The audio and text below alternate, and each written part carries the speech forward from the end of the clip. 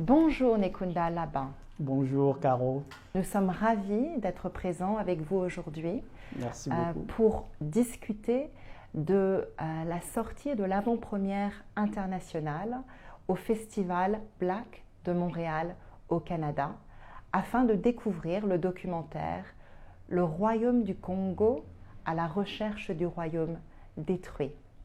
Qu'est-ce que vous nous racontez exactement dans ce documentaire ? Alors, le documentaire Royaume Congo à la recherche du royaume détruit, c'est l'histoire du royaume Congo que j'y raconte. Donc, ce royaume, le royaume Congo qui existait il y a plusieurs siècles. Donc, le royaume Congo s'est situé, disons, au centre, j'ai dit au cœur du monde, et au centre de l'Afrique et même le long de la côte atlantique. Et le Royaume Congo réunissait plusieurs pays, donc l'actuelle, la République démocratique du Congo, la République du Congo, le Cameroun, le Gabon, la République d'Angola aujourd'hui. Et donc tous ces pays s'est retrouvés dans ce qu'on appelle le Royaume Congo.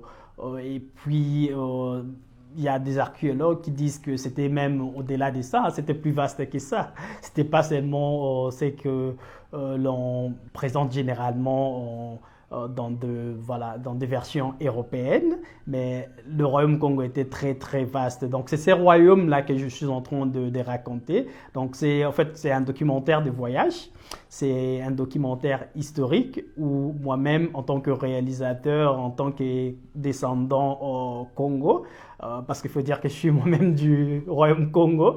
Alors donc en tant que réalisateur, je me suis donné cette responsabilité d'aller à la recherche, fouiller à la recherche du royaume Congo qui n'existe plus aujourd'hui.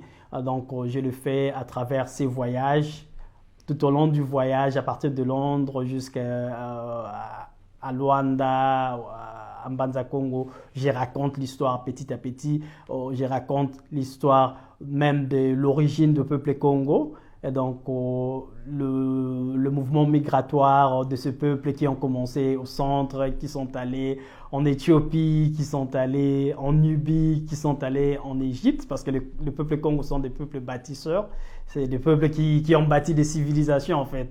Et en quittant l'Égypte, ils sont retournés, ils sont allés au centre, dépassé même les centres, ils sont allés même au sud, près du désert de Kalahari, là où ils ont commencé à construire le royaume Congo. Et donc, c'est cette histoire que je suis en train de raconter. En même temps, on parle de la création, la fondation du royaume Congo, le développement du royaume Congo, jusqu'à notre rencontre au XVe siècle avec l'Europe, parce qu'à l'époque déjà, le royaume Congo était développé, le royaume Congo était bien organisé avec des systèmes, le système politique, avec le système administratif, avec le système judiciaire, avec le système éducatif, la science, et tout ça qui existait déjà dans le royaume Congo. C'est ce qu'on est en train de raconter et on se base au lieu symbolique en fait, du royaume Congo qui est la capitale du royaume Congo, Mbanza Congo, la ville de Mbanza Congo qui aujourd'hui se retrouve en Angola et qui se retrouve en Angola dans la province des Zaïre. Et au-delà de ça, il n'y a pas seulement la ville de Mbanza Congo, mais nous avons aussi la ville de Luanda, qui faisait partie du Royaume Congo aussi, qui était la banque centrale du Royaume Congo, là où on récoltait nos pièces de monnaie qu'on appelait Nzimbu, Mbongo à l'époque. Et donc, c'est un peu cette histoire que je suis en train de raconter dans le documentaire que je vais faire découvrir au public, mais à travers des visites dans des ruines, des lieux historiques, par exemple à Mbanza Congo, comme je venais de dire, il y a le musée royal du Royaume Congo, là où il y a les objets qui représentent les objets du roi. Et nous avons l'arbre sacré Yalankou qui se trouve à Mbanza Congo aussi. Nous avons la première église chrétienne construite en Afrique subsaharienne. Et donc, nous avons aussi le cimetière de Roi Congo qui existe aussi jusqu'à aujourd'hui à Mbanza Congo. Donc, voilà, c'est à travers les guides, les chefs traditionnels qui nous font visiter. Donc, voilà, je partage ça aussi avec le public. Très bien. Pourquoi avoir choisi le royaume Congo? Qu'est-ce qui vous a inspiré? Royaume Congo, parce que pour moi, comme je disais, le royaume Congo était un très grand royaume. C'est un royaume qui représentait le pouvoir de l'Afrique à l'époque, hein. Et donc, cette histoire n'est pas vraiment connue par non seulement les étrangers, mais les Congolais tout d'abord, les Congos et le peuple africain et voilà, le peuple du monde ne connaissent pas vraiment l'histoire du royaume Congo. Donc, on a appris un tout petit peu l'histoire du royaume Congo. Moi, je suis né au Congo, j'ai grandi au Congo, j'ai fait mes premières études universitaires au Congo, mais j'ai pas eu l'opportunité d'apprendre cette histoire en profondeur.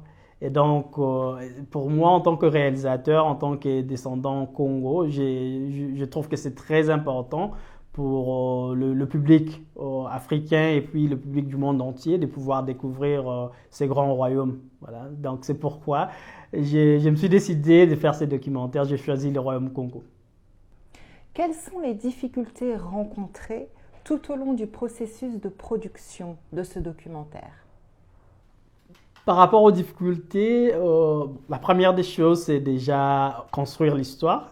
C'était pas si facile, donc voilà, avoir une histoire à raconter au public, parce que c'est pas une histoire qui date d'aujourd'hui, c'est une histoire qui date de très très longtemps, de plusieurs siècles. Donc il a fallu fouiller, faire beaucoup de recherches, parce que c'est un documentaire aussi scientifique, ça demande aussi donc voilà des éléments archéologiques qu'il fallait fouiller. Donc c'est un peu tout ça et ça a pris beaucoup de temps, beaucoup de lectures, beaucoup de recherches, donc utiliser aussi la tradition orale, etc.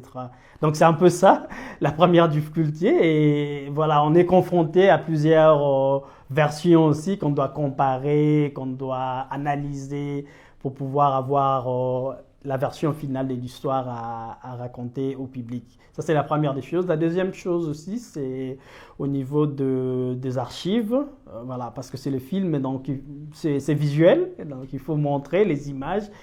Mais malheureusement, donc, à l'époque, il n'y avait pas encore la photographie, il n'y avait pas encore la vidéo, donc ça n'existait pas. Donc, on n'a pas d'archives vidéo, voilà, visuel qu'on peut utiliser, que je pouvais utiliser pour voilà, raconter l'histoire. Et j'étais obligé d'être vraiment créatif, utiliser plusieurs stratégies, plusieurs techniques pour pouvoir combler la partie image. Donc voilà.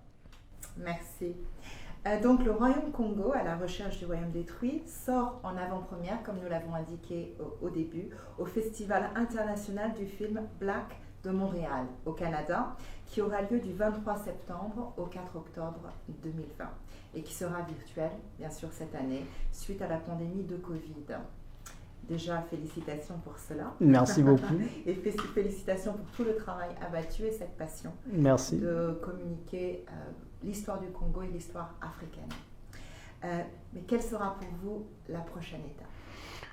Ok, après le festival, voilà, c'est l'avant-première, c'est un plaisir pour moi de partager ces moments avec le public du monde entier. Et au-delà de ça, il y a tout un programme déjà planifié. Nous aurons l'avant-première à Paris, nous aurons l'avant-première à Bruxelles, nous aurons l'avant-première voilà, en Allemagne aussi, et nous aurons l'avant-première ici, en Angleterre, à Londres, dans plusieurs villes. Et il y aura l'avant-première à Kinshasa en octobre, il y aura l'avant-première en Angola. Donc il y a beaucoup de pays qui nous attendent. Il y aura voilà, plusieurs festivals aussi. Donc c'est ce qu'on a comme programme. Donc on invite le public à être prêt, donc de pouvoir consommer le film. Merci beaucoup pour nous avoir accordé votre temps. Félicitations pour tout ce travail abattu, pour cette passion, pour pouvoir réaliser ce documentaire, Le Royaume du Congo, à la recherche du royaume détruit. Et nous sommes très impatients de pouvoir le voir. Merci, c'est un plaisir pour moi. Merci.